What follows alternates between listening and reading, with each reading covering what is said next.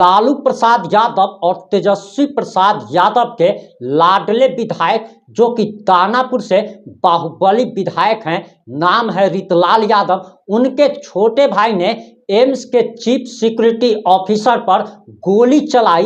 अब इस मामले में लालू प्रसाद यादव के लाडले विधायक रितलाल यादव के भाई को बिहार पुलिस लालटेन लेकर तलाश रही है। और सबसे बड़ी बात कि आपको बताते चले कि जैसे ही रितलाल यादव के भाई का नाम इस मामले में आया था, रितलाल यादव ने सीना ठोक कर प्रेस कॉन्फ्रेंस किया था और उन्होंने कहा था कि अगर बिहार पुलिस ये साबित कर देती है कि उनके भाई ने चीफ सिक्योरिटी ऑफिसर पर गोली चलवाई थी, तब वह अपने भाई का हाथ पकड़कर थाने लेकर खुद चले जाएंगे।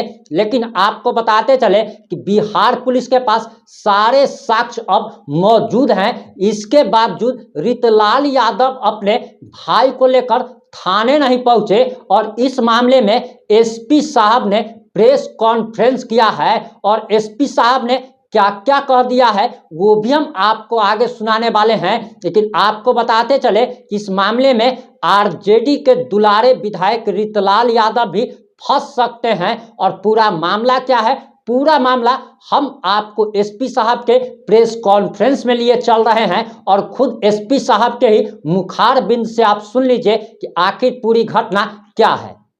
दिनांक 22/8 को एक घटना प्रकाश में आई थी जिसमें फुलवाड़ी और खगौल के बॉर्डर पे एम्स के चीफ सिक्योरिटी ऑफिसर पीएन राय द्वारा ये बताया गया कि वो जब ऑफिस के लिए निकले थे घर से अपने एक गार्ड और ड्राइवर के साथ, तभी एक बाइक पे 3 अपराधकर्मी आए और उनकी गाड़ी पे जो है पीछे से हमला कर दिया। ये क्रम में तुरंत थाने द्वारा रिएक्ट किया गया। वहाँ पे पहुंचे घटनास्थल पर दोनों एएसपी दानापुर, एएसपी फुलवाड़ी घटनास्थल पे पहुंचे और पाया गया कि जो पीओ है वो खगौल थाना अंतर्गत जहाँ पे एम्स लीगा फ्लाईओवर उतरता है वहीं पे अप्रोच रोड के पास ही घटना कार्य की गई थी। तो खगौल में एक प्राथमिकी दर्ज की गई।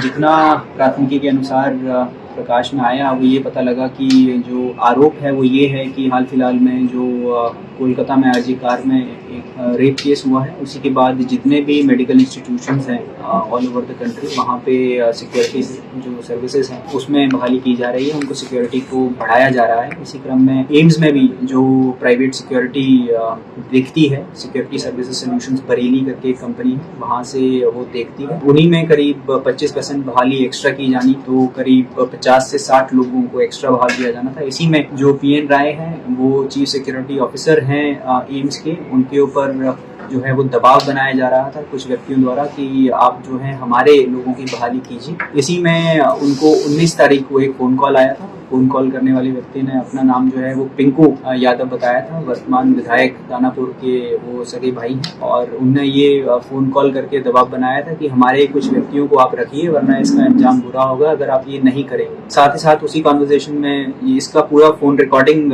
जो है वो पुलिस के पास वादी द्वारा दिया गया है। इसकी पहचान, ऑडियो क्लिपिंग की पहचान जब पिंकू यादव को पकड़ा जाएगा, उनको गिरफ्तार किया जाएगा, तो उसके बाद इन दोनों वॉइसेस को जो है वो मैच किया जाएगा। लेकिन उसके बाद पुलिस द्वारा जो है वो इसमें एक और व्यक्ति का नाम सामने आया था जिसका नाम गुड्डू यादव था, जो सिक्योरिटी ऑफिसर के पद पर एम्स में ही कार्यरत है। उसी के साथ वादी द्वारा एक और व्यक्ति पे शक जाहिर किया गया जिसका नाम राजकुमार है, जो एक सिक्योरिटी गार्ड के तौर पे एम्स सिक्योरिटी में ही कार्यरत है। राजकुमार के ऊपर एम्स में मारपीट का एक केस फुलवाड़ी थाना अंतर्गत मार्च महीने इसी साल में किया गया था। एक सिमिलर इंसिडेंट सामने आया था जिसमें बहाली को लेके दबाव बनाया जा रहा था। उसी क्रम में एक धनंजय कुमार व्यक्ति हैं जो भी गार्ड के तौर पे वहां पे कार्यरत थे, उनको साथ मारपीट की गई थी। तब से ये राजकुमार जो है वो फरार चल रहे थे।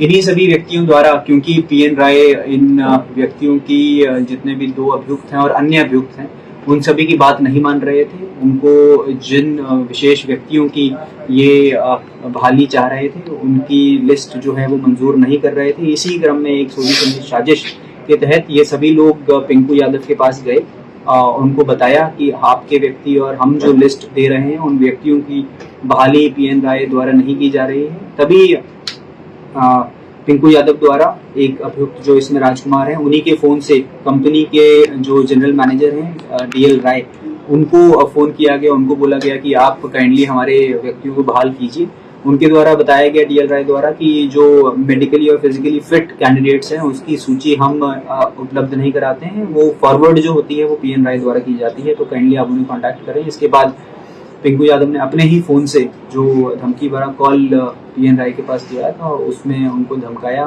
उनको बोला कि हमारे लोगों को बहाल कीजिए नहीं तो अंजाम बुरा होगा। उसी क्रम में एक साजिश बनाई गई जिसमें 22 तारीख को जो है वो घटना प्रकाश में आई। पहले एक साजिश बनाई गई थी कि जहाँ पे ये रोज़ मॉर्निंग वॉक करने जाते हैं पीएन राय, वहाँ पे जो है इनके ऊपर हमला किया जाएगा, इनको मारपीट की जाएगी, उनको जो है सबक सिखाया जाएगा।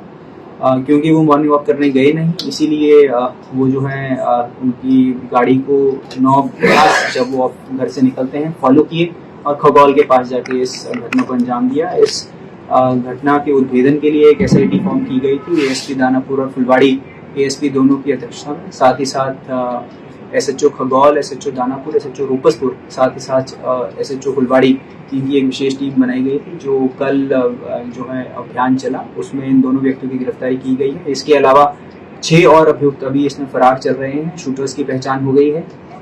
साथ ही साथ पिंकू यादव जो है अभी फरार है, उनके विरुद्ध भी पुलिस जो है कार्रवाई करेगी, जल्द से जल्द उनको गिरफ्तार